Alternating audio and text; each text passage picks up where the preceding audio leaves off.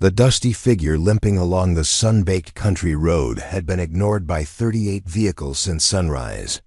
Gleaming pickup trucks whose drivers pretended to check their phones. Family minivans that swerved wide around him in the empty lane. Even the county sheriff had slowed down, taken a long look, then accelerated away, dust billowing in his wake. The man in the worn denim jacket and mud-stained boots kept his arm raised weakly, but each passing driver seemed to register something troubling about his disheveled appearance and hurried past. No one wanted the responsibility of this stranger. In the middle of nowhere. No one except for one single mother running a struggling farm, who had every reason to drive past but couldn't ignore a fellow human being in need. Before we jump back in, tell us where you're tuning in from, and if this story touches you, make sure you're subscribed, because tomorrow I've saved something extra special for you. Eleanor Ellie Sutton gripped the steering wheel of her ancient Ford F-150 as she approached the hitchhiker. The truck's once vibrant red paint had faded to a dull rust color after 15 years of hard farm work. The dashboard was covered in a fine layer of the same soil that paid her bills when the bills got paid at all. The check engine light had been glowing for 3 months, but engine repairs were somewhere far down on her list of priorities, below the leaking roof, Sammy's school supplies, and the irrigation system that kept failing during the worst drought in 40 years. A pile of invoices sat in the passenger seat, each one stamped with various versions of past due. The Millridge County Bank had given her a 6-month extension on the farm loan after Thomas died, but those 6 months had come and gone, and now they were sending letters with words like foreclosure and proceedings. She was heading home from another frustrating meeting where the loan officer, a man 10 years younger than her 42 years, had explained in a condescending tone that the bank couldn't extend charity indefinitely. As if it were charity. She wanted, and not just a chance to keep the family farm that had been in Thomas's family for 4 generations. She glanced in the rearview mirror at the sleeping form of her 12-year-old son, Sammy, his head leaning against the window, dark curls falling across his forehead. The morning spent sitting in the bank lobby had exhausted him almost as much as it had exhausted her. Single parenting was hard enough without dragging your child to financial meetings, where adults discussed your impending destitution in polite, measured terms. The hitchhiker's form grew larger in her windshield. She should drive past.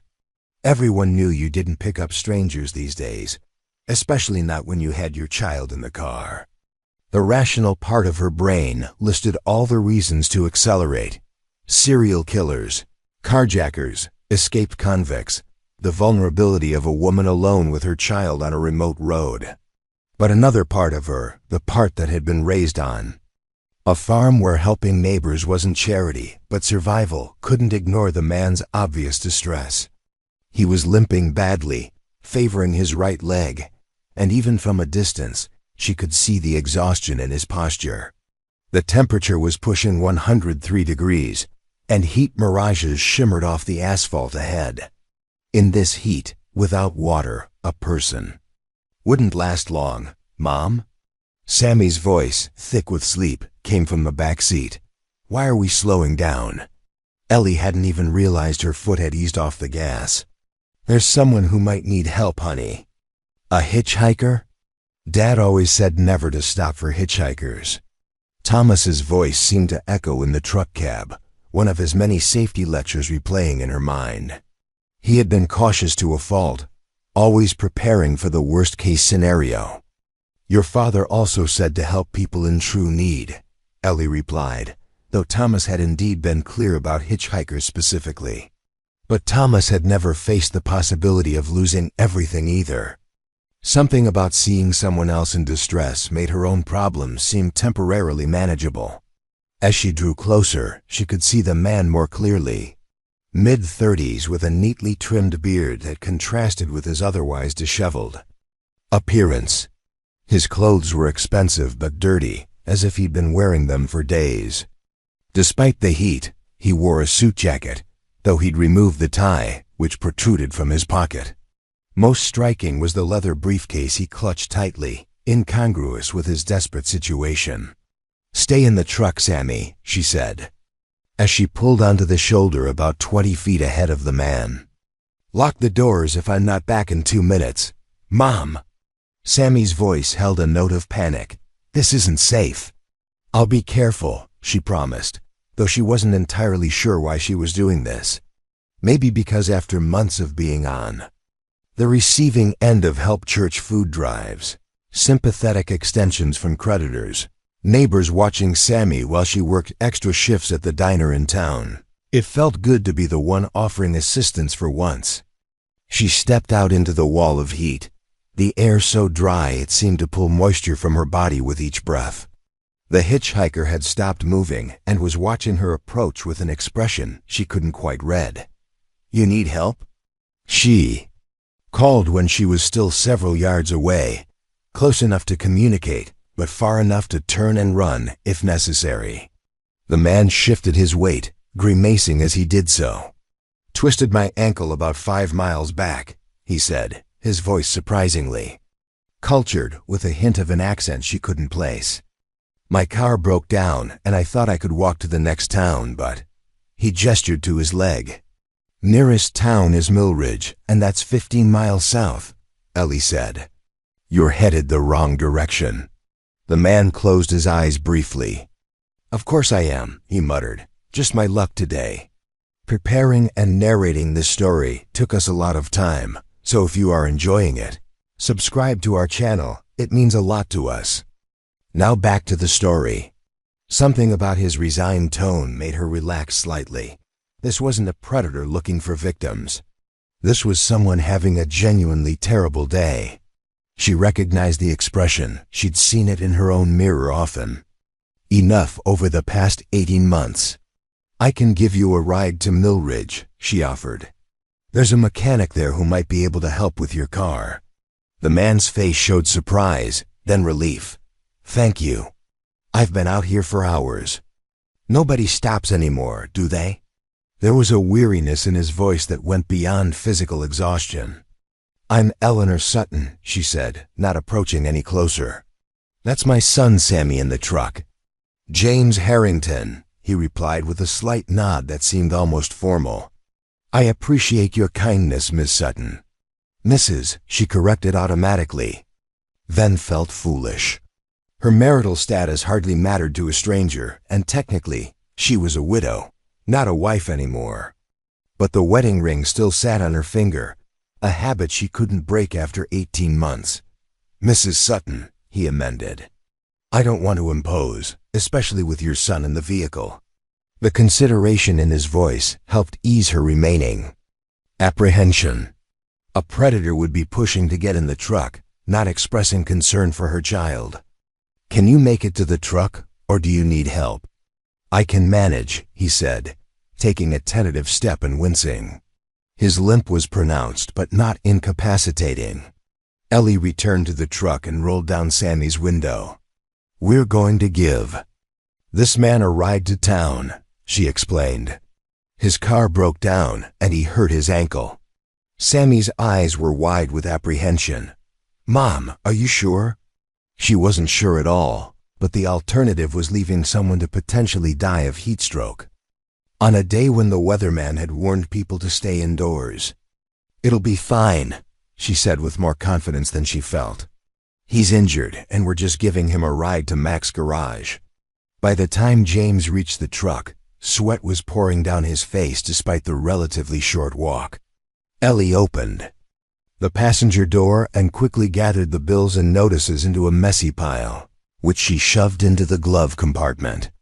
"Apologies for the state of me," James said as he carefully climbed in, placing his briefcase on his lap. "I've had a rather eventful 24 hours. "Don't worry about it," Ellie said, turning the key. The engine coughed twice before catching, and the ancient air conditioning wheezed to life, pushing lukewarm air through the vents. It's not exactly luxury transportation. As they pulled back onto the road, Ellie snuck glances at their passenger. Up close, his clothes were definitely expensive, The kind Thomas used to point out in magazines with a mixture of admiration and scorn. $200 for a shirt? Does it wash itself too? He'd say. James's watch alone probably cost more than she made in 3 months at the diner. Thank you again, James said, breaking the silence. I was beginning to think I'd have to spend the night out there. Where were you headed? Ellie asked. Chicago, eventually, James replied. I was taking the scenic route. Thought I'd see some of the real America. He gave a small, self-deprecating laugh. Getting stranded in the middle of nowhere wasn't part of the itinerary. Your car just stopped working? Sammy asked from the back seat, curiosity temporarily overcoming his wariness. James turned slightly to include the boy in the conversation. Started making a terrible noise, then smoke started coming from under the hood. I pulled over, and that was that. I know absolutely nothing about engines, I'm afraid. My dad knew everything about engines, Sammy said proudly. He could fix anything. A flash of pain crossed Ellie's face, there and gone in an instant. He sounds like a very capable man, James said gently.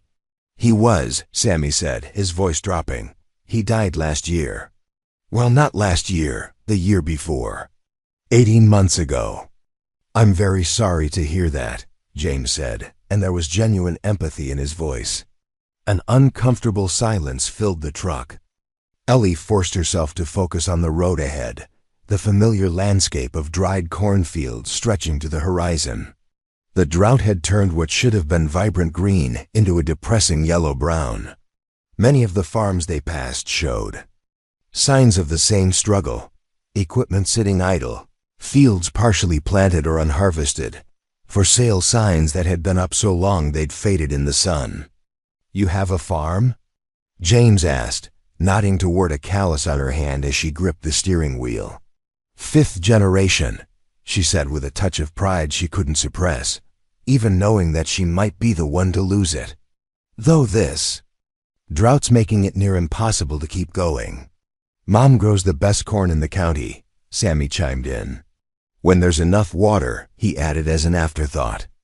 Specialty corn, Ellie explained. Heirloom varieties for specialty markets. It was my husband's project initially. He believed there was a market for something beyond the commercial hybrids. And was there? James asked. Yes, she said. Simply, but scaling up takes capital, and then the drought hit, and then Thomas. She trailed off. Anyway, we're getting by. James nodded but didn't press further, and she was grateful for that. The last thing she needed was to explain her financial situation to a complete stranger, no matter how sympathetic he seemed. As they approached the outskirts of Mill Ridge, the landscape transitioned from farmland to the scattered buildings that constituted the small town. Mill Ridge had never been prosperous, but the drought had hit it particularly hard. The main street featured more empty storefronts than active businesses, and the few people visible moved with the slow, deliberate pace of those conserving energy in the heat. Mac's garage is just up ahead on the right, Ellie said, pointing to a weathered building with a faded sign reading, Mill Ridge Auto Repair. She pulled into the gravel lot and parked near the office entrance. Mac's honest, at least. He won't overcharge you for unnecessary repairs. I appreciate the recommendation, James said. He made no immediate move to exit the truck, instead staring at the garage with an odd expression. Is something wrong? Ellie asked. James seemed to come back to himself. No, just calculating logistics. My car is miles from here, and I need to be in Chicago by tomorrow afternoon for a very important meeting. Mac might be able to send a tow truck, Ellie suggested. Perhaps, James said, though he didn't sound convinced. In any case, you've been extraordinarily kind. I can take it from here. He reached for the door handle, then paused. Would you and your son allow me to buy you lunch as a thank you? I noticed a diner as we drove in. The Bluebird, Sammy said helpfully. Mom works there on weekends, James smiled. The Bluebird it is then, if you have the time, of course. Ellie hesitated. They needed to get back to the farm, there were chores waiting, and a meeting with a potential buyer for their modest harvest was scheduled for later that afternoon. But Sammy hadn't eaten since breakfast, and her own stomach was grumbling. Besides, there was something about James that made her curious. Maybe it was the contrast between his obvious wealth and his current disheveled state. Or maybe it was just that talking to someone new made a nice change from the familiar faces of Millridge, where everyone knew her situation and regarded her with varying degrees of pity. "I suppose we have time for a quick lunch," she conceded. The Bluebird Diner sat in the center of Millridge's main street, its blue neon sign one of the few bright spots in the otherwise faded town. Inside, the air conditioning was working overtime, creating a pleasant respite from the heat. The lunch crowd was sparse, another sign of the town's struggles. "Ellie," called Diane, the owner and head waitress, a woman in her 60s with dyed red hair and reading glasses perpetually perched on her head. "Didn't expect to see you today. And who's this?" "This is James," Ellie said, suddenly aware that she didn't know his last name. "His car broke down outside town, and we gave him a ride to Max. Harrington," James supplied. "James Harrington. Pleasure to meet you." Diane's eyes narrowed slightly as she assessed him, then softened as she noticed his limp. "Well, you picked the right person to help you. Ellie's got the biggest heart in the county. Booth in the back, okay?" They settled into a worn vinyl booth, and Diane brought menus and water without being asked. James set his briefcase on the seat beside him, keeping one hand resting on it even as he perused the menu. "The special's usually good," Ellie offered. "Diane makes everything from scratch." James nodded, studying the menu with the same intensity someone might give to a fine dining establishment in a major city. "I think I'll try the meatloaf special," he decided, closing the menu. "Cheeseburger." "For me," Sammy said instantly, his usual order whenever they ate out, which wasn't often. "Make that too," Ellie added, "and please, this is our treat. You're the one having a rough day." James shook his head firmly. "I insist. It's the least I can do after you rescued me from the side of the road." There was something in his tone that suggested arguing would be pointless, so Ellie simply nodded her thanks. As they waited for their food, James asked Sammy about school, showing genuine interest in the boy's description of his science project on drought-resistant crops. The conversation flowed surprisingly easily, with none of the awkwardness Ellie had expected. There was something about James that put her at ease despite the unusual circumstances of their meeting. Their food arrived quickly, and they ate with the comfortable silence of people who don't feel compelled to fill every moment with conversation. Ellie found herself studying James when he wasn't looking. There was a weariness about him that went beyond his current predicament, a sadness in his eyes that reminded her of what she sometimes saw in her own mirror. "So what takes you to Chicago?" she asked eventually. "Business?" James took a sip of water before answering. "Yes, a business meeting that could determine the future of my company.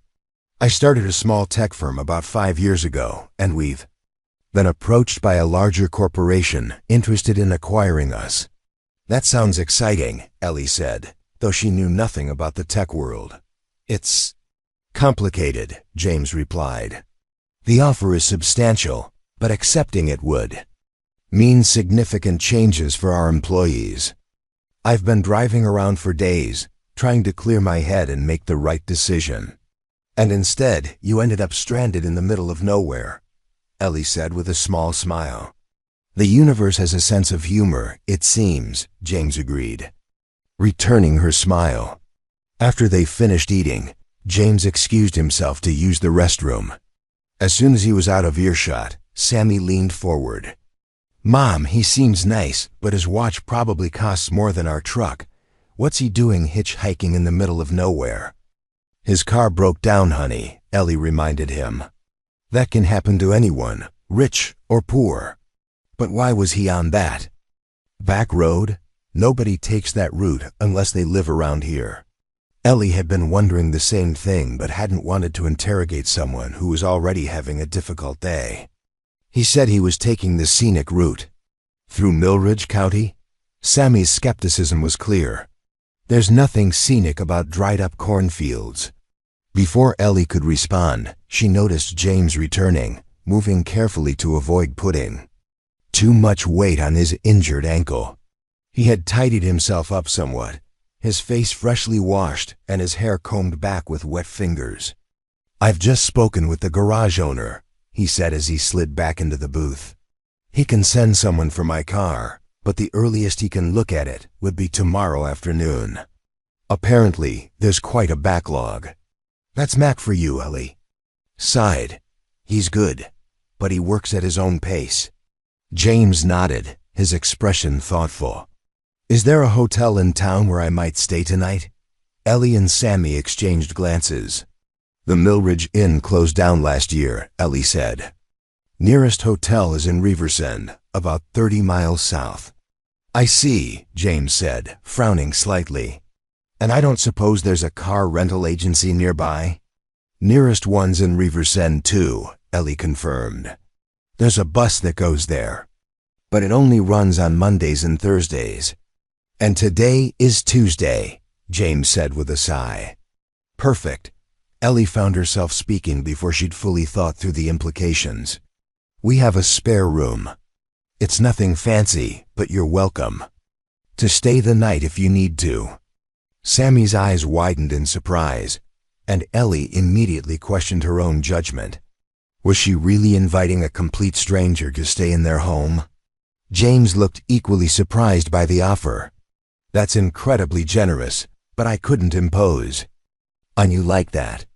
"It's no imposition," Ellie said, though part of her was screaming that this was a terrible idea. "We're headed back to the farm anyway, and it's closer to where your car broke down. Might make things easier for the tow truck tomorrow." "If you're certain," James said hesitantly. "I am," Ellie said with more confidence than she felt. "It's what neighbors do around here." "We're not neighbors, Mom," Sammy pointed out, his practical nature asserting itself. "We don't even know where he lives." "Boston, actually," James said with a small smile. "Though I grew up in London originally. Moved to the States for university. And never left." That explained the hint of an accent Ellie had detected earlier. "Well, consider yourself an honorary neighbor for the day," she said. "The offer stands if you want it." James studied her face for a long moment, as if trying to discern her true motives. Whatever he saw there must have reassured him, because he nodded slowly. "Thank you," he said simply. "I accept." As they left the diner, Ellie felt a mixture of doubt and a strange certainty. Thomas would have thought she was crazy, inviting a stranger into their home. But something told her that James Harrington was exactly what he appeared to be, a businessman having a very bad day. Not a threat to her or Sammy. What she couldn't possibly know was how completely her life was about to change, or that the briefcase James clutched so protectively contained something that would soon become the center of a controversy affecting them both. The midday heat hit them like a physical force as they exited the diner. James winced slightly as he put weight on his injured ankle. "We should get some ice for that," Ellie said, noticing his discomfort. "And maybe some painkillers." "I'll be fine," James assured her, but the tightness around his eyes suggested otherwise. "There's a pharmacy 2 doors down," Ellie insisted. "It'll only take a minute." James relented, and they made a quick stop at Miller's Pharmacy, where Ellie purchased an elastic bandage, a cold pack, and some over-the-counter pain relievers. Mr. Miller, the elderly pharmacist who had known Ellie since she was a child, raised his eyebrows at the sight of James, but limited his questions to a polite inquiry about his ankle. Back in the truck, with the AC struggling against the heat, Ellie noticed James checking his phone frequently. "Signal's spotty around here," she warned him. "Gets worse the further out of town we go." James nodded absently, typing something quickly before putting the phone away. "Just letting my colleague know about the delay." She can reschedule tomorrow's meeting if necessary, though I'd rather not miss it. The drive back to the farm took them along winding country roads, past fields showing the same signs of drought stress they'd seen earlier. Ellie pointed out landmarks as they went. The old Simmons place, abandoned 5 years ago when the family moved to Ohio. The creek that used to provide irrigation water but had been reduced to a trickle. The water tower that served as the unofficial symbol of the county. Your farm is quite isolated, James observed as they turned onto a narrow dirt road that seemed to lead nowhere. That's the way we like it, Ellie said. Thomas used to say that good fences and long driveways make for peaceful farming. And do they? Ellie considered the question. They make for quiet at least. Peace is something else entirely. The Sutton farm came into view as they crested a small hill. The main house was a 2-story farmhouse that had been added onto over generations, creating an asymmetrical but charming structure. The white paint was peeling in places, and the front porch sagged slightly, but flower boxes under the windows added cheerful splashes of color. Behind the house stood a large barn, its red paint faded to a soft pink, and several outbuildings in various states of repair. Fields stretched out on all sides, the corn stunted by lack of water, but still recognizably the lifeblood of the farm. Home sweet home, Ellie said as she pulled up in front of the house. It's not much, but it's ours. For now, at least, she added under her breath. It's lovely, James said, and there was genuine appreciation in his voice. There's something honest about a place like this. Ellie smiled despite herself. That's one way of looking at it. Another is that it's a money pit that demands constant attention and gives increasingly diminishing returns. Mom's worried about losing the farm, Sammy said matter-of-factly as he climbed out of the truck. The bank says we have to pay a lot of money or they'll take it away. Sammy. Ellie's cheeks flushed with embarrassment. Mr. Harrington doesn't need to hear about our financial problems. It's all right, James said gently. I understand financial pressure all too well. My company has been through some difficult periods. It's just a temporary cash flow issue, Ellie said, the phrase she'd repeated to herself countless times over the past year. Once we get through this drought and can scale up the specialty corn operation again, things will turn around.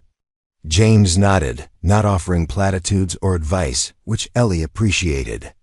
Everyone in town had an opinion on what she should do with the farm. Sell it, lease it, convert it to solar panels, as if she hadn't considered every possible option 100 times over. Let me show you to the guest room, she said, changing the subject. Then I need to check on the irrigation system. One of the pumps was making a strange noise this morning. The guest room was small but clean, with a double bed covered in a handmade quilt, a simple wooden dresser, and a window overlooking the eastern fields. It had been Thomas's office originally, converted to a guest room after his death when Ellie found she couldn't bear to sit among his things. Now the only reminder of its former purpose was the sturdy desk in the corner, its surface cleared of the papers and farm journals that had once cluttered it. The bathroom is down the hall, Ellie explained. Towels are in the closet there. Make yourself at home. We usually eat dinner around 6. Thank you, James said, setting his briefcase on the desk. I don't know how to express my gratitude adequately. No need, Ellie said, feeling suddenly awkward. Just doing what anyone would do. But they didn't, James pointed out quietly. You were the only one who stopped. Their eyes met for a moment, and Ellie felt a strange connection, a recognition of something shared between them, despite their vastly different lives. I should check that pump, she said, breaking the moment. Sammy can show you around if you're interested, once you've rested. As she left the house, Ellie wondered again at the impulse that had led her to invite a stranger into their home. There was something about James that intrigued her, not romantically, she quickly told herself, but as a puzzle to be solved. He was clearly successful, based on his clothes and manner, yet there was a sadness about him that suggested money hadn't brought him happiness. The afternoon passed in a rhythm familiar to Ellie. The irrigation pump needed a new gasket, a simple fix but one that took time she could ill afford. The potential buyer for their corn harvest called to reschedule, citing transportation issues, but probably just stalling in hopes of negotiating a lower price. Sammy helped with chores, his usual complaints about the heat and the work noticeably absent, probably because he was showing off for their guest. James had indeed rested, icing his ankle as Ellie had suggested, but by late afternoon, he emerged from the house and made his way carefully to where Ellie was checking moisture levels in the soil. "Your son gave me the tour," he said, looking out over the fields. "He's very knowledgeable about farming for someone so young. He's been helping since he could walk," Ellie said proudly. Thomas believed children should understand where food comes from and the work that goes into producing it. "A wise philosophy," James agreed. "Many of my colleagues in Boston have children who think vegetables originate in grocery store bins." Ellie laughed. "Sammy would set them straight pretty quickly." "He mentioned your specialty corn," James said. "He seems quite proud of it." "It was Thomas's project initially," Ellie explained. "He believed there was a market for heirloom varieties that offered better flavor and nutritional profiles than commercial hybrids. He was right too. We had contracts with several high-end restaurants in Chicago and even a few in New York before." She trailed off, the familiar ache of loss resurfacing. "Before he passed away," James finished gently. Ellie nodded. "I've tried to keep it going, but between the drought and the logistics of distribution, it's been challenging. The regular corn pays the bills barely, but the specialty varieties were our path to sustainability." "Have you considered direct-to-consumer marketing? Subscription boxes, farmers markets in affluent areas?" "Of course," Ellie said, trying not to sound defensive. "But that requires infrastructure, refrigerated transport, packaging facilities, marketing budgets. Things we don't have." James nodded thoughtfully. "I apologize. I didn't mean to suggest you hadn't explored your options. It's an occupational hazard. I tend to look for solutions to problems, sometimes when people aren't asking for them." "No offense taken," Ellie assured him. "Honestly, it's refreshing to talk business strategy instead of receiving pitying looks or suggestions that I should just sell to one of the big agricultural corporations." "Is that a possibility?" James asked cautiously. "Technically, yes. I've had offers," Ellie admitted. "But this land has been in Thomas's family for generations. I can't be the one to let it go, not without trying everything possible first. Sammy deserves the chance to decide for himself whether he wants to continue the legacy when he's older." The conversation was interrupted by Sammy calling from the porch that dinner was ready. He had taken it upon himself to prepare a simple meal of pasta with vegetables from their garden, a task he had become surprisingly adept at over the past year. Dinner was a relaxed affair, with conversation flowing easily between farming, technology, and Sammy's enthusiastic descriptions of his school projects. James proved to be a good listener, asking thoughtful questions and sharing stories of his own childhood in England and his early days as an entrepreneur. "So why were you really on that back road?" Sammy asked suddenly, his curiosity finally getting the better of him. "Nobody takes that route unless they live around here." "Sammy," Ellie admonished, "that's not polite." James waved away her concern. "It's a fair question. The truth is, I was deliberately taking the longest route possible to Chicago. I needed time to think before this meeting tomorrow." "About selling your company?" Ellie asked. James nodded. "It's more complicated than a simple acquisition. The offer is generous, life-changing money for me and my team. But the acquiring company has a different vision for our technology, one that I'm not entirely comfortable with." "What kind of technology is it?" Sammy asked. "We develop algorithms that help predict consumer behavior," James explained. "Initially, we created them to help small businesses compete with larger corporations by better understanding their customers. But the company looking to acquire us wants to use the technology for more invasive purposes. Like spying on people, Sammy suggested with the directness of youth. James smiled ruefully. Not quite that dramatic, but not entirely off base either. They want to use our predictive models to influence purchasing decisions in ways I find ethically questionable. So why consider selling at all? Ellie asked. James sighed. Financial reality. We've reached a point where we need significant capital to expand, and without it, we'll likely be overtaken by competitors anyway. My team has worked incredibly hard, and many of them have families to support. The acquisition would secure their futures. At the cost of your principals, Ellie observed. Exactly, James said, looking at her with appreciation for her understanding. Hence the scenic route and the need for clarity. After dinner, as the sun began to set, they moved to the porch. The heat of the day gave way to a pleasant warmth, and a slight breeze stirred the air. The western sky blazed with color oranges, pinks, and purples, painting a spectacular tableau. I'd forgotten how beautiful sunsets can be out here, James sighed, leaning against the porch railing. In Boston, buildings block the horizon. It's one of the compensations for the hard work, Ellie agreed. That and the stars. You should see them once it gets fully dark, no light pollution for miles. They fell into comfortable silence, watching as the colors deepened and then slowly faded. Sammy had gone inside to finish some summer reading for school, leaving the adults alone on the porch. Thank you again for your hospitality, James said eventually. It's been illuminating being here. Puts things in perspective. How so? Ellie asked. James gestured toward the fields. You're fighting to preserve something meaningful. Something with history and purpose. My dilemma seems somewhat trivial in comparison. I wouldn't say that, Ellie replied. Ethics matter wherever you encounter them. Thomas used to say that how we handle the small moral questions determines how we'll face the big ones. Your husband sounds like he was a wise man. He was, Ellie said softly. Not perfect, but wise about the things that mattered.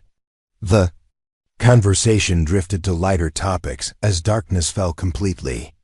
James shared amusing stories about cultural misunderstandings during his early years in America, and Ellie recounted tales of farm life that had him laughing until tears came to his eyes. It was nearly 10 o'clock when Ellie finally stood, stretching. Tired muscles. I should turn in. Morning comes early on a farm, regardless of guests. Of course, James said. I wouldn't want to disrupt your routine. You're welcome to stay up and enjoy the stars, Ellie offered. There's iced tea in the refrigerator if you get thirsty. Thank you. I think I will for just a little while. As Ellie headed inside, she found herself puzzling over James Harrington. He was unlike anyone she'd met before, cultured and successful, yet approachable and genuinely interested in their small-scale farm operation. There was a depth to him that belied the stereotype of the tech entrepreneur, a thoughtfulness that reminded her in some ways of Thomas. She checked on Sammy, who was already asleep, his summer reading book open on his chest. Gently removing it and turning off his light, she placed a kiss on his forehead and whispered goodnight. The morning brought a crispness to the air that hinted at the coming fall, a welcome relief from the previous day's oppressive heat. Ellie woke before her alarm, an ingrained habit from years of farm life. The familiar sounds of the house settling around her provided comfort as she lay in the pre-dawn darkness, mentally cataloging the day's tasks. The irrigation system needed checking again. The north field required inspection for signs of pest damage, and she needed to call the bank and try once more to negotiate an extension on the loan. Then she remembered their visitor and the unusual circumstances that had brought him to their home. James Harrington, with his expensive clothes and cultured accent, seemed wildly out of place in their modest farmhouse, yet there had been something in his manner that put her at ease, a genuineness that couldn't be faked. Ellie dressed quickly in well-worn jeans and a faded blue work shirt. The morning chores wouldn't wait, guest or no guest. She moved quietly through the hallway, pausing briefly outside the guest room door. No sound came from within. James was likely still asleep, unused to the early hours kept by farming families. Downstairs, she was surprised to find the coffee already made, its rich aroma filling the kitchen. A note sat propped against the pot. Couldn't sleep. Went for a walk to watch the sunrise. Hope you don't mind the coffee, Jay. Ellie smiled despite herself. There was something oddly endearing about a city businessman seeking out a rural sunrise. She poured herself a cup. The coffee was stronger than she usually made it, but good, and stepped onto the porch to survey her domain in the growing light. The sight that greeted her was unexpected. James stood near the edge of the eastern field, his figure silhouetted against the pink-gold horizon. But he wasn't alone. Sammy was with him, gesturing animatedly as he pointed to different areas of the farm. Even from a distance, Ellie could see her son's enthusiasm, his body language open and excited in a way she hadn't witnessed in months. She sipped her coffee, watching the interaction with mixed emotions. Sammy had withdrawn after Thomas's death, retreating into books about farming and agriculture, speaking mostly in facts and figures rather than expressing his feelings. Seeing him animated again brought both joy and a pang of sadness that it took a stranger to bring this side of him out again. As the sun cleared the horizon, James noticed her on the porch and waved. Sammy followed suit, his wave more energetic, before the two of them began walking back toward the house. "Mom, Mr. Harrington knows about drip irrigation systems," Sammy called as they approached. "The kind that use computers to deliver exactly the right amount of water to each plant." "Does he now?" Ellie replied, raising an eyebrow at James. "I didn't realize tech entrepreneurs were also agricultural experts." James looked slightly embarrassed. "Hardly an expert. One of our early clients was an agricultural technology startup. I learned a bit about modern farming methods through that relationship. He says we could save like 30% of our water with the right system," Sammy continued excitedly. "And it would pay for itself in 3 years." "I'm sure it would," Ellie said, trying to keep the frustration from her voice. "But those systems cost tens of thousands of dollars to install. Money we don't have." James winced slightly, seeming to realize he'd inadvertently touched a sore point. "I apologize. I didn't mean to suggest solutions that aren't practical for your situation." "It's fine," Ellie said, softening her tone. "Sammy, can you go feed the chickens before breakfast? And make sure to collect all the eggs this time." Once Sammy had headed off toward the chicken coop, Ellie turned back to James. "Thank you for the coffee. You're up early for someone on vacation." "Force of habit," James replied. "I rarely sleep past 5, even on weekends. And it seemed a shame to waste such a beautiful morning." He gestured toward the fields, now fully illuminated by the morning sun. "Your son is quite remarkable. His knowledge of agriculture is impressive for his age." "He's his father's son," Ellie said, unable to keep a note of pride from her voice. "Thomas started teaching him about farming practically from the cradle. After he died," she paused, collecting herself. "After he died, Sammy threw himself into learning everything he could. I think it makes him feel closer to his dad." James nodded, understanding in his eyes. "My father passed when I was 15. I did something similar with his books on architecture, though he was an accountant by profession." The shared experience of loss created a moment of connection between them, broken by the rumbling of James's stomach. Ellie laughed. "I guess that's my cue to start breakfast. How do you feel about farm-fresh eggs?" "Sounds perfect," James said, with a smile. "Can I help? You can set the table. Plates are in the cabinet by the sink." They worked together comfortably, moving around the kitchen as if they'd done it many times before. James was surprisingly adept, finding items without needing to ask, anticipating what she might need next. By the time Sammy returned with a basket of eggs, breakfast preparations were well underway.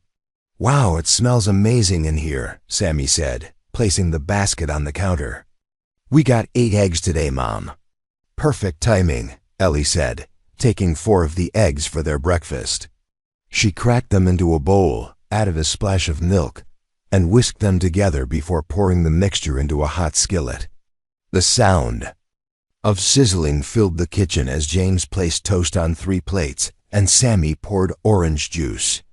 "Is Mac sending someone for your car today?" Ellie asked as they sat down to eat. James nodded.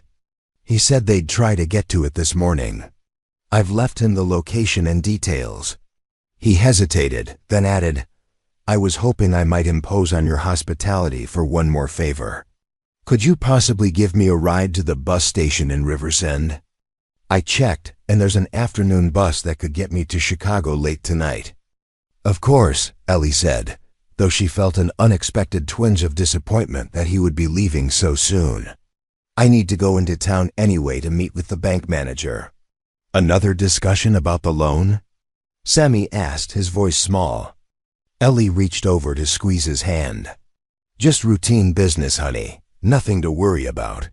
But there was plenty to worry about, and they all knew it. The bank had made it clear that this was her last extension. Either she came up with a substantial payment by the end of the month, or foreclosure proceedings would begin in earnest. After breakfast, James insisted on helping with the dishes while Ellie checked her email on the ancient desktop computer. In what had once been Thomas's office, there was nothing from the potential buyer she'd been negotiating with, but a message from her sister caught her attention. "Hey sis, just checking in. How are things at the farm? Mom's worried about you. No surprise there. Call when you can. Love, Kate." Ellie sighed. Her relationship with her family had been strained since Thomas's death. They meant well, but their constant suggestions that she sell the farm and move to the city with Sammy wore on her. They didn't understand what the land meant to her. Not just a business, but a legacy, a connection to Thomas that she wasn't ready to sever. "Everything okay?" James asked from the doorway, startling her. "Just family stuff," Ellie said, closing the email. "My sister checking in." James nodded, not pushing for details. "I should call my colleague about the meeting tomorrow." "Is there a spot on the property with better cell reception?" "Try the hill behind the barn," Ellie suggested. "It's about the only place that gets a decent signal." As James left to make his call, Ellie found herself staring at the desk, at the empty space where Thomas's papers used to be. She'd cleared it all away after his death, unable to bear the constant reminder. But now she found herself wishing for his advice. What would he do in her situation? Keep fighting against increasingly impossible odds?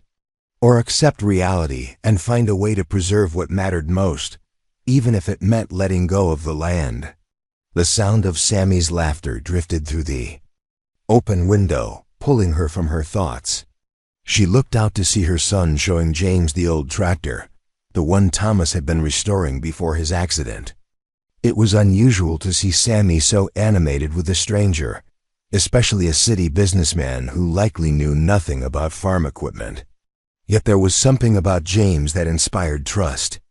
Maybe it was his genuine interest in their lives, or the way he spoke to Sammy as an equal rather than a child. Whatever it was, in the span of less than a day, he had somehow become more than just a stranded traveler they were helping. Ellie shook herself mentally. She was romanticizing the situation. James was a successful businessman from Boston with his own life and concerns. By tomorrow, he'd be back in his world of technology and corporate meetings, their farm just an interesting anecdote to share with colleagues. The morning passed quickly with the usual farm chores. James insisted on helping despite his injured ankle, which seemed to be improving. He wasn't skilled at agricultural tasks, but he was willing and followed instructions well. By midday, they had accomplished more than Ellie usually managed on her own, and she found herself grateful for the extra pair of hands, however temporary. Lunch was a simple affair of sandwiches eaten at the kitchen table, with Sammy chattering about the science behind heirloom corn varieties. James listened attentively, asking questions that showed genuine interest rather than polite tolerance. "You know," he said during a lull in the conversation, "I think your specialty corn operation has significant potential. The market for authentic, heritage food products is growing exponentially in urban areas." "That's what Thomas always said," Ellie replied. "But scaling up requires capital, and banks aren't exactly lining up to lend money to small farms these days, especially ones behind on their existing loans. Have you considered alternative funding sources? Crowdfunding, angel investors, agricultural grants?" "We've looked into grants," Ellie admitted, "but most require matching funds or are designed for much larger operations. And I don't exactly have a network of angel investors on speed dial." James smiled at that. "Fair point. Though you might be surprised at the interest in sustainable agriculture among certain investor circles. It's become somewhat trendy to support small-scale farming operations, especially ones with an authentic story behind them." "Our story is pretty simple," Ellie said. "Fifth-generation farm trying to survive in an era of corporate agriculture and climate change." "That's exactly the kind of narrative that resonates," James insisted. "Authenticity is rare and valuable in today's market." The conversation was interrupted by the ringing of Ellie's cell phone. It was Mac from the garage. "Mrs. Sutton, is that fella still with you? The one with the broken-down car?" "Yes, he's right here," Ellie said, handing the phone to James. The conversation was brief and largely one-sided, with James listening more than speaking. When he hung up, his expression was resigned. "Bad news, I'm afraid. My car needs a part that has to be ordered from the distributor. It won't arrive until Thursday at the earliest." "So much for making your meeting tomorrow," Ellie said sympathetically. James nodded. "I've already spoken with my colleague. She represent our interests at the initial meeting, but I'll need to be there for the final negotiations later this week." He hesitated, then added, "I hate to impose further, but would it be possible for me to stay until my car is repaired? I'm happy to compensate you for the inconvenience." "There's no need for compensation," Ellie said firmly. "The guest room is yours for as long as you need it." "At least let me contribute to expenses and meals," James insisted. "And I'm more than willing to help around the farm in exchange for your hospitality." Before Ellie could respond, Sammy interjected. "You could help me with the irrigation pipes this afternoon. They need to be moved to the west field." "Sammy," Ellie admonished gently, "Mr. Harrington is our guest, not free labor." "I'd be happy to help," James said, "though I can't promise to be particularly skilled at farm work." "It's mostly just carrying pipes and connecting them," Sammy assured him. "Even city people can handle that." "Sammy!" Ellie exclaimed, embarrassed by her son's bluntness. James laughed. "He's not wrong. My agricultural skills are definitely limited compared to my technological ones." The matter settled, they finished lunch and prepared for the afternoon's tasks. Ellie needed to drive into town for her meeting with the bank manager, while Sammy and James would work on the irrigation system. As Ellie changed into her one-business outfit, a modest navy blue dress that had seen better days, she found herself worrying about leaving Sammy alone with James, not because she distrusted their guest, but because she hated the thought of Sammy becoming attached to someone who would be gone from their lives in a matter of days. Downstairs, she found James in the living room, his briefcase open on the coffee table as he sorted through some papers. "I'm heading out now," she said. "Are you sure you're okay with helping Sammy this afternoon? Your ankle is much better." "Today," James assured her, "and I'm genuinely happy to help. It's the least I can do after your kindness." Ellie nodded, still hesitant. Sammy can get very focused on projects. If he starts talking too much about corn genetics or irrigation efficiency, just tell him you need a break. James smiled. I find his enthusiasm refreshing, actually. Most adults I know aren't passionate about anything beyond their stock portfolios. Well, emergency numbers are on the fridge, and cell reception is best on the hill behind the barn. As I mentioned, we'll be fine, James said gently. Good luck with your meeting. The drive into town gave Ellie time to organize her thoughts. The meeting with the bank manager was crucial, her last chance to negotiate an extension on the loan. She had prepared a detailed plan for repayment, contingent on the sale of their specialty corn crop and some equipment they could spare. It wasn't much, but it was all she had to offer. Millridge looked different in the afternoon light, the empty storefronts and faded signs more prominent. The drought had affected everyone in the county, not just the farmers. Businesses that relied on agricultural dollars were struggling, creating a downward spiral that had hollowed out the once vibrant community. The Millridge County Bank occupied a solid brick building on the main street, its facade recently renovated despite the economic downturn, or perhaps because of it, as foreclosures had become a significant part of their business. Inside, the air conditioning was set to an uncomfortable chill, perhaps to discourage lingering. Ellie approached the receptionist, who directed her to wait for Mr. Atkins, the loan manager. She sat in one of the stiff chairs, trying not to fidget as she rehearsed her presentation mentally. After 15 minutes during which she watched 3 employees pass by without acknowledging her, Mr. Atkins finally emerged from his office. He was younger than Ellie by at least a decade, with the polished appearance of someone who had never worked outdoors a day in his life.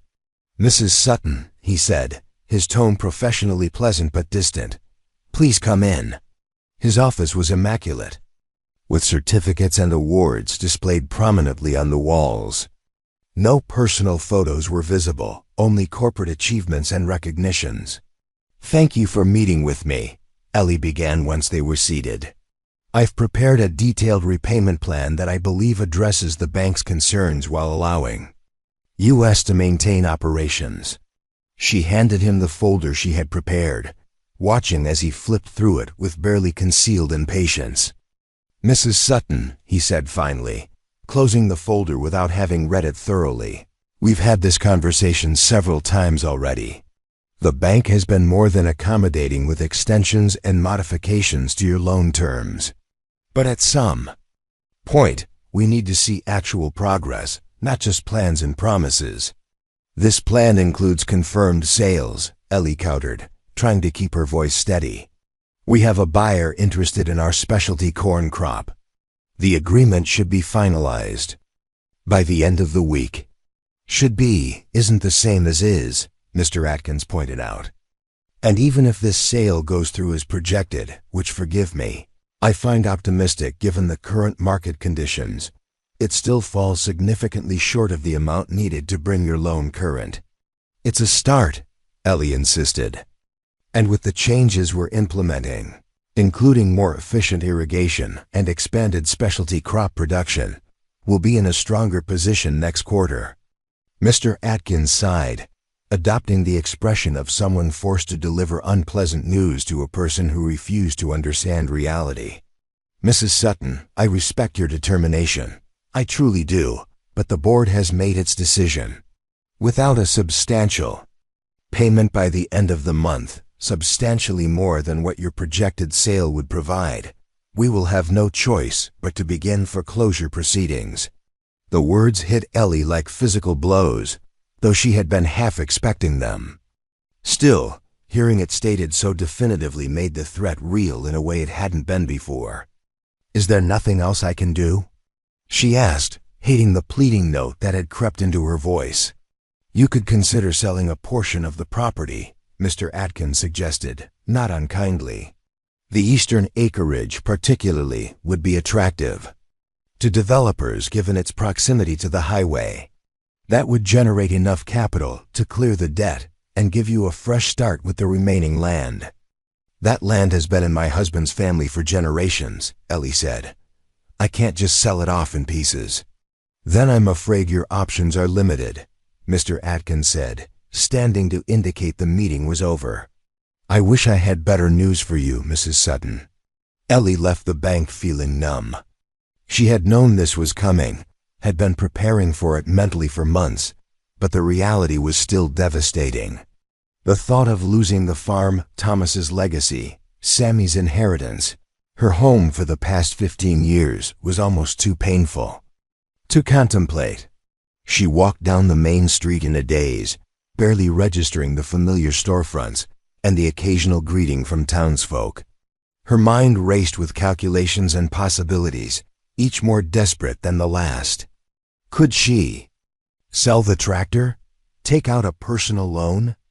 Ask her sister for help, despite knowing Kate's savings were earmarked for her twins' college fund. Lost in thought, she nearly collided with Sheriff Mendez outside the hardware store. "Whoa there, Ellie," he said, steadying her with a hand on her arm. "You okay? You look like you've seen a ghost." Ellie forced a smile, just thinking about farm stuff. "Sorry, Sheriff. No need to apologize. And how many times do I have to tell you to call me Ricardo? We've known each other since high school." "Old habits," Ellie said with a weak laugh. "How's Maria doing with the baby?" "Growing like a weed," the sheriff replied, his face lighting up at the mention of his grandson. 7 months old and already trying to crawl. Maria says he's going to be an athlete. They chatted for a few more minutes, the familiar conversation providing a welcome distraction from Ellie's financial worries. As they were about to part ways, the sheriff mentioned something that caught her attention. "By the way, you haven't had any unusual visitors out at your place, have you? Why do you ask?" Ellie said, immediately thinking of James. "Nothing serious," Sheriff Mendez assured her. "Just had a report of someone asking directions to farms in the area yesterday. Probably a salesman or something, but thought I'd check. Actually, we do have a visitor," Ellie admitted. "A businessman whose car broke down near our property. He's staying with us until it's repaired." The sheriff raised an eyebrow. "That's mighty hospitable of you. He give a name?" "James Harrington. He's from Boston, owns a tech company." Sheriff Mendez nodded slowly. "Well, just be careful. We don't get many strangers around here, especially not tech executives from Boston." "He seems harmless enough," Ellie said, though a seed of doubt had been planted. "But I appreciate the concern." As she drove back to the farm, Ellie found herself reconsidering James's presence. He had appeared in their lives so suddenly, and there was something almost too perfect about his story: the broken-down car, the important meeting, the injured ankle that made him appear vulnerable. But what possible ulterior motive could he have? The farm was barely staying afloat. There was nothing of value to steal, except maybe some farm equipment, which would be nearly impossible to transport without being noticed. And his clothes, his watch, his manner all suggested he was exactly what he claimed to be: a successful businessman temporarily stranded in farm country. Still, the sheriff's question had unsettled her. In a small community like Mill Ridge, strangers were rare and often viewed with suspicion. Had she been too trusting, too quick to offer hospitality to someone she knew nothing about beyond his own account of himself? As she turned onto the dirt road leading to the farm, Ellie resolved to be more cautious, to observe James more carefully for any sign that he wasn't what he seemed. Sammy's safety had to be her priority, even if it meant appearing less hospitable than before. The sight that greeted her as she pulled up to the house banished these concerns temporarily. Sammy and James were seated on the porch steps, heads bent together over what appeared to be James's laptop. They were so engrossed in whatever they were viewing that they didn't notice her arrival until she was halfway up the path. "Mom!" Sammy called, his face alight with excitement. "Mr. Harrington's been showing me how to make a website for our farm. It's got pictures and everything." "A website?" Ellie repeated, confused. "What for?" "For direct sales," James explained, standing to greet her. "Sammy was telling me about your specialty corn varieties, and it occurred to me that with the right online presence, You could potentially reach customers directly, eliminating the middleman and increasing your profit margins. That sounds complicated, Ellie said cautiously. Not at all, James assured her. The basic structure is quite simple. Sammy's already designed most of the layout, and we've uploaded some photographs he took of the farm and the corn varieties. It's quite impressive, actually. Ellie looked at her son, surprised. You took photographs of the corn? Sammy nodded enthusiastically. Dad showed me how to use his old camera last summer, remember? I've been documenting the different varieties. Mr. Harrington says it's important for customers to see what makes our corn special. The mention of Thomas didn't bring the usual pang of sadness, perhaps because it was connected to Sammy's excitement rather than his loss. Ellie found herself curious despite her lingering doubts about James. May I see this website? They showed her what they had created, a simple but professional-looking site with a clean design and beautiful photographs of the farm and their specialty corn varieties. There was a section about the farm's history, another detailing the unique characteristics of each corn variety, and a simple ordering form. It's just a mock-up at this stage, James explained. But with a few refinements, it could be a powerful marketing tool. The direct-to-consumer model has been extremely successful for specialty food producers in recent years. But how would we handle shipping, payment processing? All of that requires infrastructure we don't have, Ellie pointed out. There are third-party services that can handle most of that for a reasonable fee, James said. And you could start small, maybe focusing on local delivery or pickup for nearby customers, then expand as demand grows. The idea was appealing, a potential lifeline she hadn't considered. But it also seemed far-fetched, a digital solution to a very analog problem. It's certainly interesting, she said noncommittally. How did the irrigation work go? All done, Sammy reported proudly. Mr. Harrington helped me move the pipes, and we even fixed that leak in the connector that's been bothering you. You fixed the leak? Ellie asked, surprised. The connector had been a persistent problem that she hadn't had time to address. James shrugged modestly. I may not know much about farming, but I do know a bit about mechanical connections. It was just a matter of finding the right washer to create a proper seal. Ellie found herself smiling despite her earlier misgivings. Whatever her concerns about James's sudden appearance in their lives, he had undeniably been helpful, and his presence had brought out a side of Sammy she hadn't seen in far too long. Thank you, she said sincerely. Both of you. The irrigation system has been on my to-do list for weeks. Happy to help, James said, his warm smile making something flutter in Ellie's chest, a feeling she quickly suppressed. How was your meeting at the bank? The reminder of her failed negotiation dampened her mood immediately. Not great, she admitted. They're not willing to extend the loan any further without a substantial payment, which we don't have. I'm sorry to hear that, James said, his expression genuinely sympathetic. Is there anything I can do to help? Unless you happen to have a spare $50,000 lying around, I'm afraid not, Ellie said with a forced laugh. James's expression turned thoughtful, but before he could respond, Sammy interjected. Mom, can I show Mr. Harrington Dad's special cornfield before dinner? The sunset light makes the colors really pop. Sure, honey, Ellie agreed, grateful for the change of subject. I'll start dinner. We're having your favorite chicken and dumplings.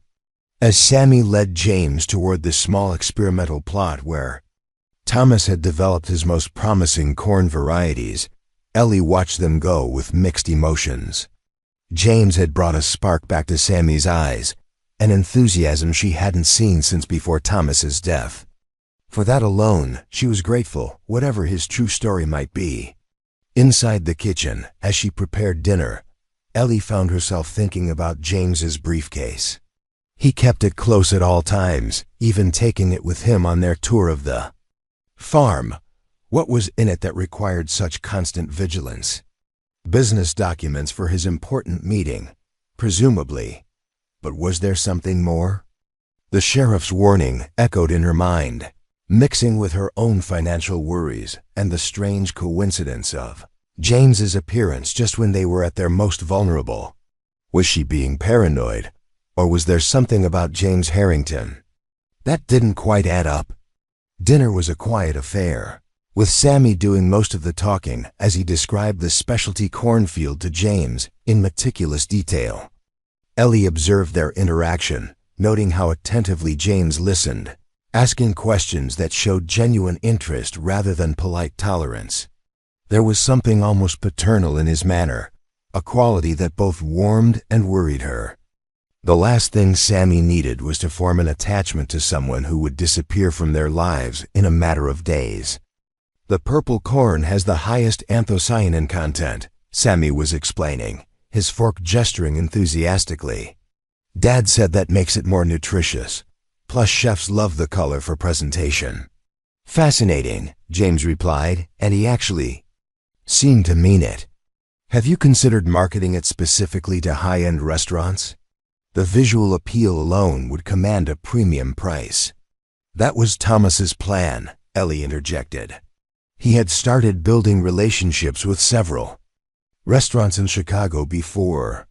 She trailed off, the familiar ache returning. Anyway, maintaining those connections long distance has been challenging. Understandable, James said. The restaurant industry runs on personal relationships and consistency of supply, both difficult to manage from a distance. Dad was going to hire a sales rep, Sammy added. Someone who could visit the restaurants regularly and bring samples. But then the accident happened. An uncomfortable silence fell over the table. Thomas's death, a tractor rollover on a steep section of the eastern field, was still difficult to discuss, even after 18 months. Your father sounds like he was a visionary, James said gently. Ahead of his time in recognizing the market potential for heritage crops. He was, Ellie agreed, grateful for the way James had acknowledged Thomas without dwelling on his absence. He always said farming wasn't just about growing food, but about preserving agricultural diversity for future generations. A noble purpose, James observed, and one increasingly recognized as essential in a world of diminishing biodiversity. The conversation shifted to lighter topics as they finished their meal. James complimented Ellie's cooking effusively, claiming that chicken and dumplings were better than anything he'd eaten in Boston's finest restaurants. The praise felt genuine rather than flattering, bringing a flush of pleasure to Ellie's cheeks that she hoped wasn't noticeable in the kitchen's warm light. After dinner, as Ellie was washing dishes and Sammy was showing James's collection of agricultural books, the landline rang. Few people called on that line anymore. Most used her cell phone, so the sound was jarring in the quiet house. Drying. Her hands quickly, Ellie answered. Sutton Farm. St. Louis is east of here, Ellie pointed out. You said you were heading to Chicago, James grimaced. Another lie, I'm afraid. I needed a plausible destination in case anyone was tracking my movements. I've been taking back roads, staying off major highways, trying to avoid detection. That's how I ended up on that rural road where you found me. And your car really did break down? That wasn't part of your cover story? Complete coincidence, I assure you. And spectacularly bad timing, given my situation. Ellie absorbed this information, trying to determine its veracity. The story was elaborate but coherent. It explained James's nervousness, his protectiveness over the briefcase, his presence on a remote county road. But it still required a significant leap of faith. I want to believe you, she said finally. But you understand why I might be skeptical. Completely, James agreed. In your position, I'd be equally cautious. But consider this, if I were truly a dangerous criminal, why would I have stayed? I could have stolen your truck last night and been hundreds of miles away by now. It was a fair point. Nothing in James's behavior suggested someone intent on harm. Quite the opposite, he'd been helpful, respectful, and kind, particularly to Sammy. "If what you're saying is true," Ellie said, "then these people, this corporation, they're still looking for you. And now you've involved us in whatever this is." James's expression grew troubled. "That's precisely why I was leaving tonight.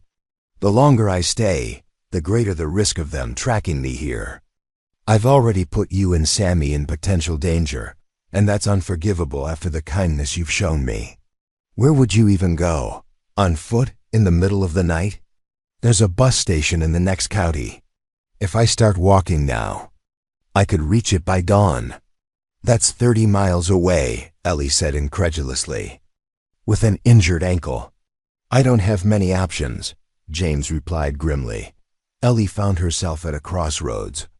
If James was telling the truth, he was a victim fleeing powerful enemies, not a threat. But if he was lying, allowing him to stay could endanger Sammy. The detective's warning echoed in her mind, but so did her own observations of James's character over the past day and a half. "The police will be here in the morning," she said, watching his reaction carefully. James paled visibly. "Then I definitely need to leave now. If they're working with the corporation, they won't simply arrest me. They'll take the evidence, and anything I've uncovered will disappear." His fear seemed genuine, not the calculated response of someone constructing a lie. And there was something about his story that resonated with Ellie's own experiences of being outmaneuvered by powerful institutions, of fighting against forces that seemed overwhelming in their resources and influence. "What's on the laptop?" she asked suddenly. "The evidence you mentioned." James hesitated, then opened the briefcase, revealing a sleek laptop. Financial records, emails, surveillance data. Proof that this corporation has been systematically targeting smaller tech companies, stealing their intellectual property, then either forcing them out of business or acquiring them at devalued prices. "Show me," Ellie insisted. After a moment's consideration, James nodded. He opened the laptop, entered a complex password, and turned the screen toward her. What Ellie saw was beyond her technical understanding: spreadsheets, email chains, code sequences, but the pattern was clear enough. Multiple small companies targeted over years, their innovations stolen, their businesses undermined. Sammy nodded, his expression solemn. He said, "The most important things usually are difficult." "Your father sounds like he was a wise man," James observed quietly. "He was," Ellie confirmed. "Not perfect, he could be stubborn to a fault, and he worried too much about things he couldn't control. But he understood what mattered." The conversation lapsed into comfortable silence as they continued down the highway. The landscape gradually changed from the open farmland of Millridge County to more varied terrain stands of trees, small lakes, and eventually the outskirts of Riversend, a town substantially larger than Millridge, though still modest by urban standards. As they approached the town limits, Ellie's phone rang. The screen displayed Sheriff Mendez. "That's the sheriff from Millridge," she explained to James, tension evident in her voice. "Should I answer?" James hesitated, then nodded. Better to maintain normalcy. He might be calling about something unrelated, and ignoring him could raise suspicion. Ellie connected the call through the truck's Bluetooth system. "Morning, Ricardo. Everything okay?" "That's what I was calling to ask you," the sheriff replied, his tone casual but with an undercurrent of concern. "Got a call from some detective in Chicago asking about your visitor. Thought I should check in." Ellie's knuckles whitened on the steering wheel. "We're fine. Just headed into Riversend for some supplies and to check on Mr. Harrington's car situation." "This detective seemed pretty interested in your guest," Sheriff Mendez continued. "Wouldn't give me many details, but implied it was a serious matter. You sure everything's all right out there?" "Absolutely," Ellie said, striving to keep her voice steady. "Mr. Harrington has been a perfect gentleman. Helped Sammy with the irrigation pipes yesterday. There was a pause on the other end of the line. Well, just be careful, okay? I've known you since high school, Ellie. If you need anything at all, you call me directly, not some out-of-state detective. The genuine concern in his voice made Ellie's chest tighten with guilt over her deception. I appreciate that, Ricardo. Truly, after ending the call, Ellie exhaled slowly. He knows something's not right. But he didn't try to stop us, James pointed out. That suggests he trusts your judgment more than some detective's suspicions. Ricardo's good people, Ellie agreed. Known him all my life. But it means the detective is actively reaching out to local law enforcement. We need to move quickly. Riversend's main street was beginning to show signs of morning activity as they drove through the town. Center shopkeepers raising shutters, early customers entering the local cafe. Postal workers sorting mail on the steps of the brick post office building. The bus station was located on the eastern edge of town, a modest single-story structure with a small parking lot. Ellie pulled into the lot and parked near the entrance. I'll go in and check the schedule, make sure nothing's changed. I'll come with you, James said, gathering his briefcase. Sammy, you mind waiting here for a minute? Can I come too? Sammy asked. I promise I won't get in the way. Ellie exchanged a glance with James before nodding. Sure, honey, let's all go. The bus station was nearly empty, with just a sleepy-looking attendant behind the ticket counter, and an elderly couple seated on a bench, surrounded by luggage. Ellie approached the counter, aware of James and Sammy hovering nearby. Good morning, she greeted the attendant. I'm checking on the 9:30 bus to St. Louis. Is it running on schedule? The young man consulted his computer screen. Yes, ma'am, on time so far. You looking to purchase a ticket? Please, James interjected, stepping forward and producing his wallet. One way to St. Louis. As James completed the transaction, Ellie noticed Sammy wandering toward the large schedule board mounted on the wall. He was studying it intently, his expression thoughtful. Everything okay, honey? She asked, joining him. Just looking at all the places the buses go, Sammy replied. Have you ever been to St. Louis, Mom? Once, a long time ago. Your dad. And I went for an agricultural conference before you were born. Did you like it? Ellie smiled at the memory. It was interesting, different from what we're used to. Lots of people, lots of noise, but exciting too. There's a famous arch there. That's really impressive. Maybe we could visit sometime, Sammy suggested. After the farm is okay again. The innocent hope in his voice squeezed Ellie's heart. Despite everything, Sammy still believed things would improve, that their situation was temporary rather than terminal. His faith was both beautiful and heartbreaking. Maybe we could, she agreed, unwilling to challenge his optimism. James joined them, ticket in hand. All set. Bus leaves in about an hour and 20 minutes. Perfect, Ellie sighed. That gives us time to grab some breakfast. There's a good diner across the street.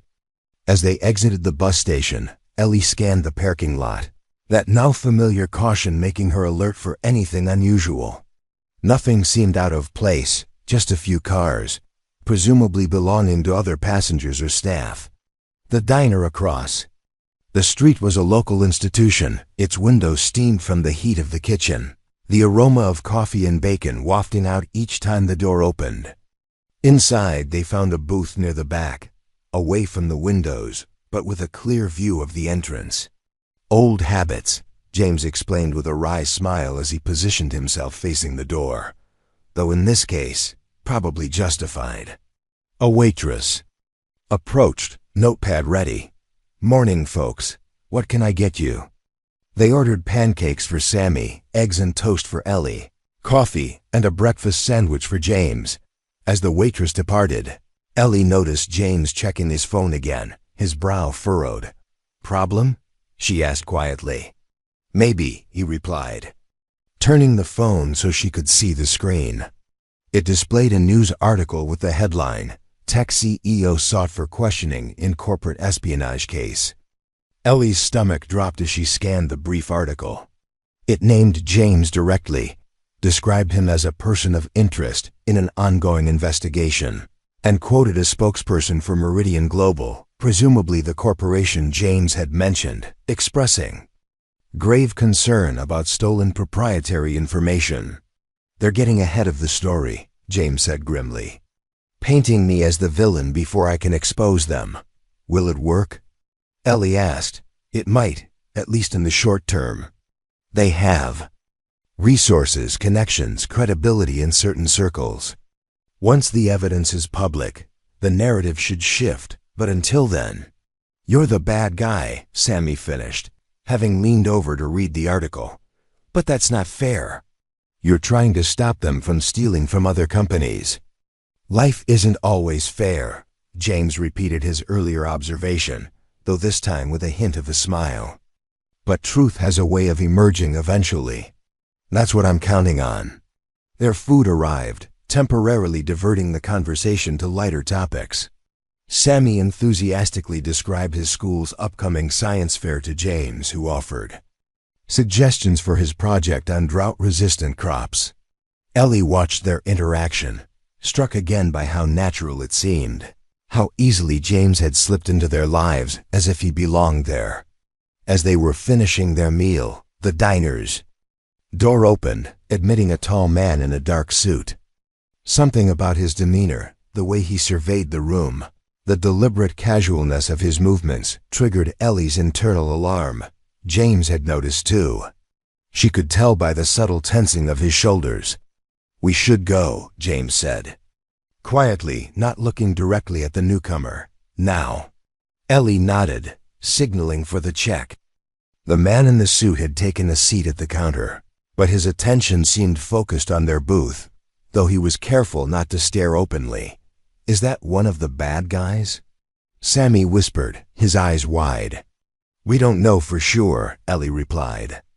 "Honestly, but better safe than sorry." The waitress brought their check, which Ellie paid quickly in cash. They rose to leave, moving with deliberate normalcy toward the exit. As they passed the counter, the man in the suit turned slightly, making brief but unmistakable eye contact with James. A flicker of recognition passed between them. Outside, Ellie took Sammy's hand firmly in hers. "Walk normally," she instructed. Under her breath, "Don't run. Don't look back." They crossed the street toward the bus station, maintaining a casual pace despite the urgency Ellie felt building within her. Behind them, the diner's door opened again. "He's following us, James," confirmed, his voice low, but staying at a distance. "Why doesn't he just approach us?" Ellie wondered. "He's probably waiting for backup," James theorized. "Or confirming my identity before making a move." They entered the bus station, which had grown busier in their absence. Several passengers now occupied the waiting area, their luggage gathered around them. The elderly couple from earlier remained in their spot, now sharing sections of a newspaper. "The bus doesn't leave for almost an hour," Ellie observed, anxiety creeping into her voice. "What do we do?" James considered their options, his expression grim. "I need to get out of sight, somewhere I can observe without being observed." "The restrooms are in the back," Sammy suggested helpfully. "There's a janitor's closet next to them. I saw it when we were here before." James raised an eyebrow, impressed by the boy's observation skills. "That could work. If I can get in there without being seen, I might be able to wait until boarding time." "I'll create a distraction," Ellie decided. "Something to draw attention away from you." Before James could protest, Ellie moved toward the center of the waiting area, deliberately tripping over an imaginary obstacle. She fell forward with a convincing cry of pain, landing hard enough to draw gasps from nearby passengers. "My ankle!" she exclaimed, clutching at her leg dramatically. "I think it's sprained." The commotion had the desired effect. Passengers and station staff converged on Ellie, offering assistance and concern. In the confusion, James slipped away toward the back of the station, Sammy following close behind to show him the janitor's closet. Through the small crowd gathering around her, Ellie caught a glimpse of the man in the suit entering the station. The dirt road stretched ahead, empty and familiar.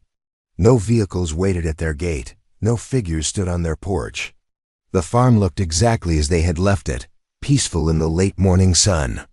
"Looks clear," Ellie observed cautiously. "Maybe. They don't know where we live," Sammy suggested. "Maybe," Ellie agreed, though she doubted it was that simple. More likely, the focus had shifted to intercepting James before he reached St. Louis, rather than questioning those who had helped him along the way. As they pulled up to the house, Ellie noticed something on the front porch, a package that hadn't been there when they left. She approached it cautiously, half expecting some form of retaliation, but found only a plain manila envelope with her name written on it in unfamiliar handwriting. Inside the house, with doors locked behind them, Ellie opened the envelope. It contained a brief note and another, smaller envelope. "Eleanor," the note read, "in case things don't go as planned, I wanted to ensure you and Sammy were protected. The enclosed envelope contains something that might help with your farm situation. Consider it thanks for your extraordinary kindness to a stranger in need. With deepest gratitude, J.H." The smaller envelope contained a lottery ticket, one of those multi-state games with enormous jackpots. Attached to it was a sticky note with a series of numbers written in the same handwriting. "Winning numbers for tomorrow's drawing. The evidence isn't the only thing I acquired from Meridian Global. Their predictive algorithms have other applications." Ellie stared at the ticket, dumbfounded. Was James suggesting that this ticket would win tomorrow's lottery? That seemed impossible, beyond the realm of probability or prediction. And yet, if his company had developed algorithms sophisticated enough to predict consumer behavior, and if Meridian Global had enhanced those capabilities. "What is it, Mom?" Sammy asked, peering over her shoulder. "I'm not entirely sure," Ellie replied honestly. "But I think Mr. Harrington left us a gift." The rest of the day passed in a strange limbo of anticipation and concern. Ellie kept the news on, searching for any mention of James or Meridian Global. By evening, the story had evolved. Reports now described an ongoing investigation into alleged corporate espionage, with unnamed sources suggesting that significant evidence had been turned over to federal authorities. "Do you think he made it?" Sammy asked as they watched the news coverage. "Do you think he got the evidence to his journalist friend?" "I think he did," Ellie said, surprising herself with her certainty. "James struck me as someone who accomplishes what he sets out to do, no matter the obstacles." That night, as Sammy slept, Ellie sat on the porch, contemplating the lottery ticket and all it represented. If it truly was a winning ticket, and that remained an enormous if, it could solve their financial problems instantly. The farm would be saved, their debts cleared, Sammy's future secured. But more significant than the potential windfall was what the day's events had awakened in Ellie. For too long, she had seen herself as a victim of circumstances, the drought, the bank's pressure, the loss of Thomas. Today, she had chosen action over resignation, courage over caution. She had made a difference, not just for James, but for herself and for Sammy. Whatever happened with the lottery ticket, that transformation couldn't be taken away. The next evening, they sat together in the living room, watching the lottery drawing on television. Ellie had never purchased a lottery ticket before, had always considered it a tax on hope, a game for those who didn't understand probability. Yet here she was, clutching a ticket that might or might not represent salvation. And tonight's winning numbers are... The announcer's voice filled the room as the numbered balls tumbled in their transparent chamber. One by one, the numbers were called. One by one, they matched the numbers on their ticket. 6 numbers in perfect sequence, defying astronomical odds. "Mom," Sammy whispered, his eyes wide with disbelief. "We won. We actually won." Ellie stared at the ticket, then at the television, then back at the ticket.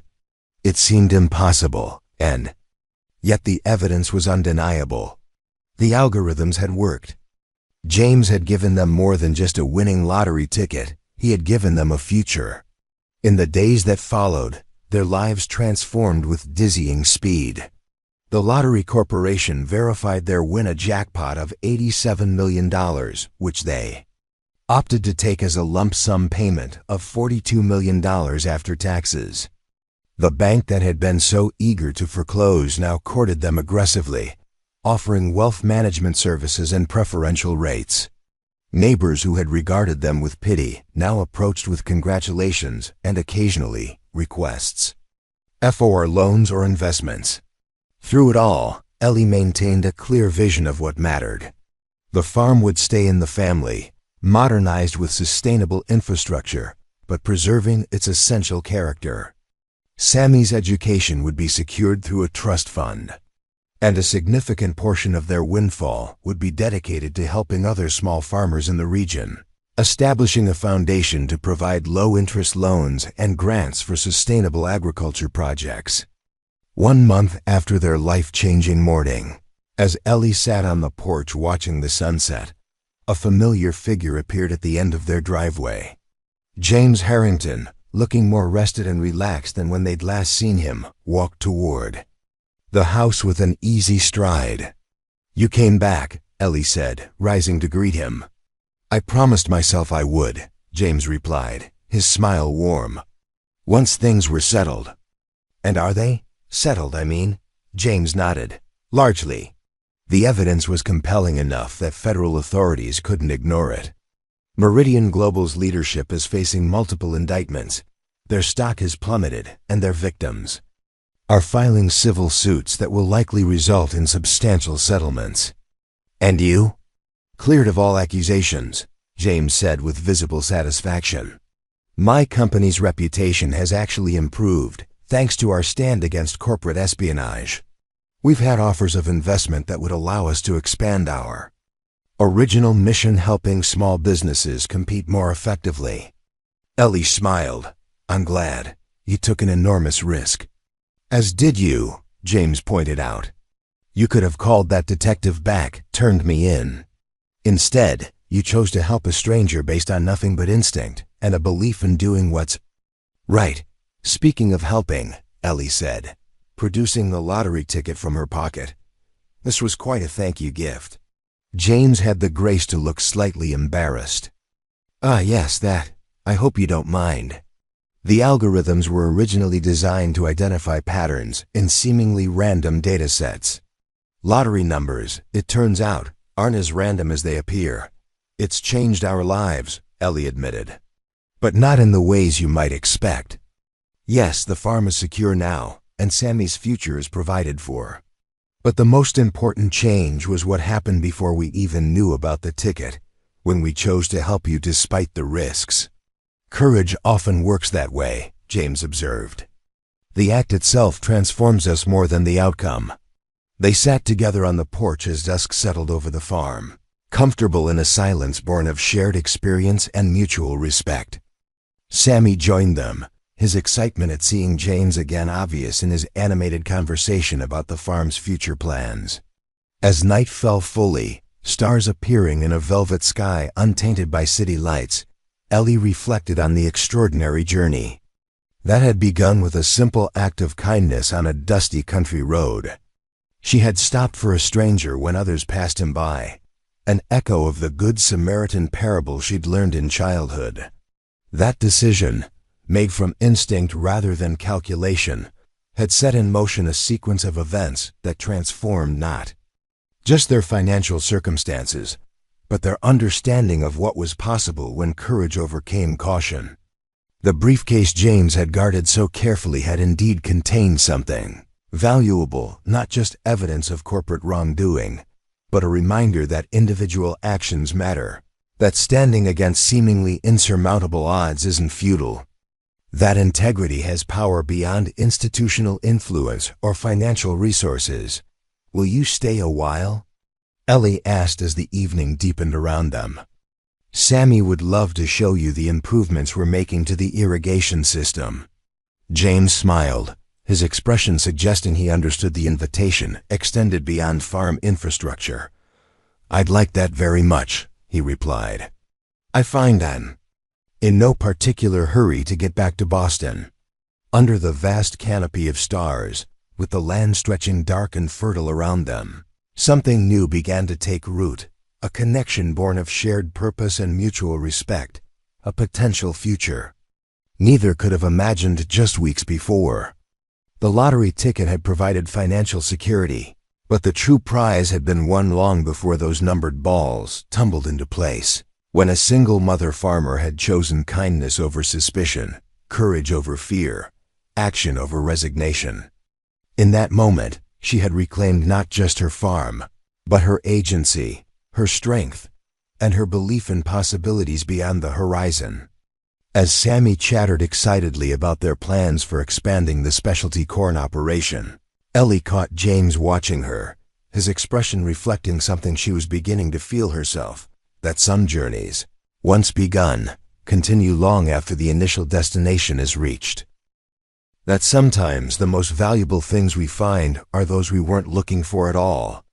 The farm that had seemed a burden, a responsibility too heavy to bear alone, now represented possibility rather than limitation. The future, which had loomed with such uncertainty and dread, now stretched before them, rich with potential. And it had all begun with the simple decision to stop when others drove past, to see a person in need rather than a problem to avoid. In that choice, ordinary yet extraordinary, lay the true winning ticket, one whose value no lottery could match. Up next, you've got two more standout stories right on your screen.